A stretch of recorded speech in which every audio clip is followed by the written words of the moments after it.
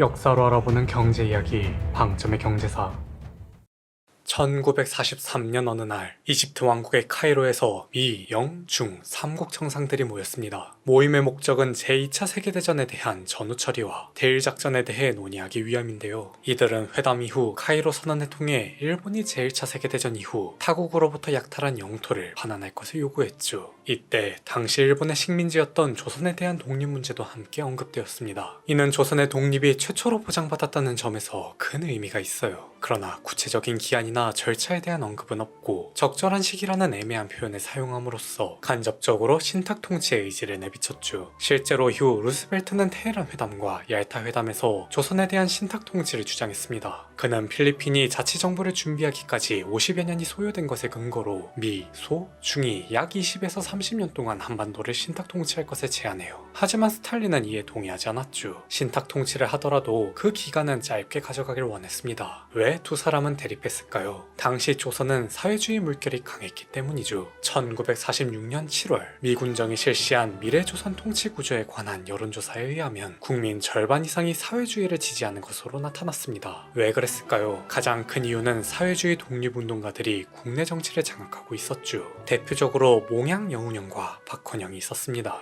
여운형은 진작부터 일본이 패망할 것을 예견했어요. 그래서 조선 건국 동맹을 발족해 광복을 준비했죠. 조선 총독부도 그가 워낙 거물급 인사였던지라 일본이 항복하기 직전 그와 치안권을 교섭할 정도였습니다. 광복 후 그는 건국 동맹을 조선 건국준비위원회로 확대하고 전국 각지에 지부를 건설하여 치안을 통솔하는 등 국민들의 열렬한 지지 속에 사회를 안정시켜요. 박헌영도 오래전부터 국내에 조선 공산당을 창건했죠. 중간에 일본의 탄압과 내부 분열로 몇 차례 해산과 재건에 반복하였으나 광복 후 여운형과 조선인민공화국을 선포하며 세를 불려나갑니다. 그에 반해 이와 대처점에 서 있던 김구와 이승만은 광복 이후에도 귀국하지 못한 채 해외에서 떠돌고 있었어요. 아무튼 1945년 5월에는 나치 독일이 항복하고 7월에는 미국이 핵개발에 성공했으며 포츠담 회담이 진행되면서 세계의 이목이 동북아에 집중되었죠.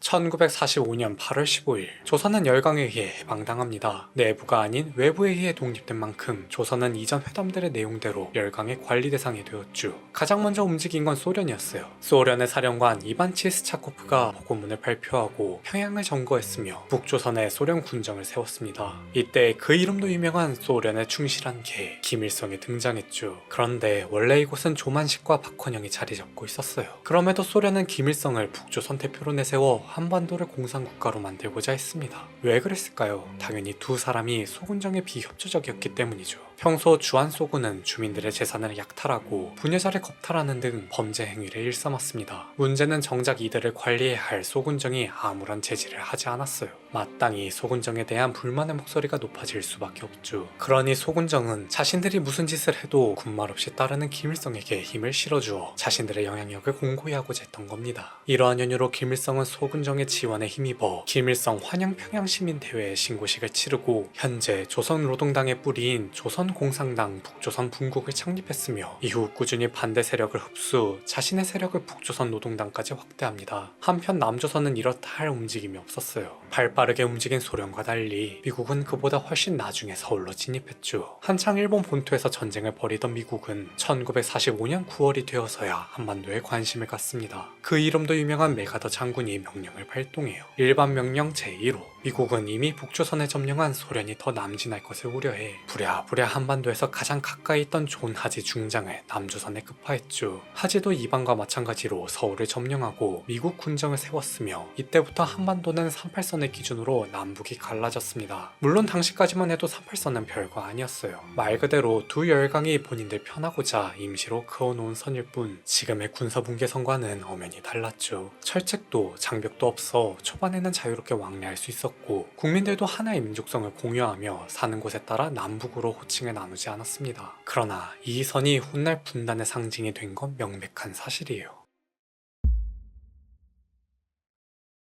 하진은 미국 정부의 방침에 따라 좌우를 막론하고 그 어떤 정부도 인정하지 않았습니다. 왜 그랬을까요? 앞서 살펴본 바와 같이 이미 건준이 국내를 장악하고 있었기 때문이죠. 당시 우익 대표 김구가 이끈 대한민국 임시정부는 국외에 있었습니다. 이런 상황에서 임정을 공식 정부로 인정하고 국내로 불러들였다가는 조선인들의 반발만 살게 뻔했어요. 차라리 임정이든 건준이든 기존에 있는 정부를 인정하는 것이 아닌 새로이 다시 만드는 것으로 가닥을 잡았죠. 하지만 이는 그리 좋은 선택이 아니었습니다. 이 결정으로 남조선 내에서 사회주의는 빠르게 힘을 잃어갔지만 반대급부로 정부의 행정을 담당할 전문 인력이 부재했어요. 하진은 급한 대로 일본 총독부 관리들을 다시 등용했죠. 당연히 조선인들은 반발했고 그는 대신 친일 관리들을 대거 유임하는 것으로 마무리합니다. 이후 하진은 소군정의 김일성처럼 대리인을 내세워요. 그는 바로 이승만이었죠. 이승만도 김일성 못지않게 화려한 복귀를 알렸습니다. 무려 메가더의 전용기를 타고 VIP 의전을 받으며 등장했어요. 정작 김구를 비롯한 다른 임정 인사들은 그런 건 꿈도 꾸지 못했죠. 그는 김일성과 마찬가지로 자신의 회장으로 한 독립족성중앙협의회를 설립합니다. 초기에는 덮어놓고 뭉치자며 박헌영의 조선공산당을 포섭해 좌우를 망라한 정치단체로 출범했어요. 그러나 그는 스스로 본인의 발언을 무색하게 만들었죠. 한 달도 못 가 박헌영과 갈라섰고 임정 인사들과 중앙집행위원회를 구성하는 과정에서 여운형이 퇴장했으며 남은 임정 인사들이라도 자신의 세력을 흡수하려다 갈등만 빚고맙니다. 미군정은 그에게 실망해요. 메가더가 입이 닳도록 칭찬해서 팍팍 밀어줬더니 명성에 비해 저조한 성과를 보여 공연한 의심만 샀죠. 그리고 결정적으로 이 둘이 갈라서는 사건이 벌어집니다.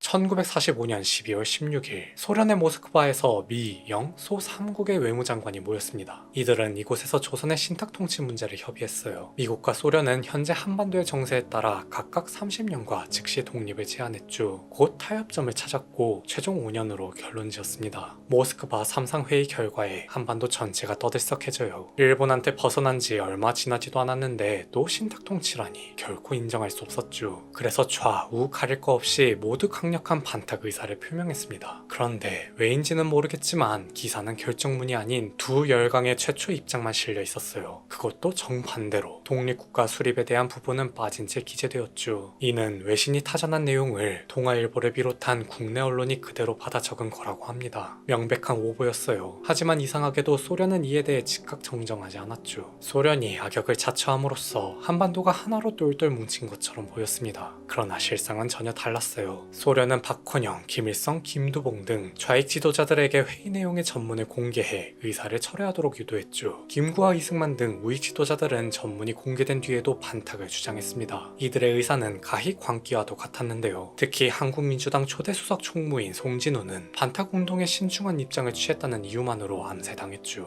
이때부터 한반도는 찬탁과 반탁 프레임에 갇히고 맙니다. 둘 중 하나 입장을 확고히 정하지 않은 자에게는 죽음만이 기다렸어요. 흥미롭게도 이때 분리했던 건 찬탁이 아닌 반탁이었죠. 그도 그럴 게 우익을 제외한 대부분은 찬탁을 지지했습니다. 왜 그랬을까요? 핵심은 결정문에 담겨있죠. 지금까지 찬탁과 반탁 프레임이라고 했습니다. 하지만 정작 찬탁파는 단 한 번도 스스로를 찬탁이라 표현하지 않았어요. 이들은 본인을 삼상회의 지지파라 칭했죠. 그렇다면 찬탁파와 삼상회의 지지파는 뭐가 다르냐? 이들은 결정문 내용 중 임시조선정부 수립에 주목했습니다. 그 과정에서 신탁통치라는 불가피한 절차가 포함되어 있는 거지 맹목적으로 신탁통치를 찬성한 게 아니에요. 그러나 이름이 너무 길고 결과적으로 신탁통치를 동의하는 것이기 때문에 찬탁파라 불렸죠. 어찌 보면 찬탁이나 반탁이나 둘 다 민족을 생각하는 마음은 같았습니다. 그럼에도 반탁파는 신탁통치가 국가를 팔아먹는 반민족 행위라며 찬탁파를 매국노로 낙인 찍은 거예요. 문제는 이 찬탁파에 미국이 포함되어 있음에도 좌우가 서로 다른 입장을 대변해 반공을 향한 이념 갈등이 격화됐죠.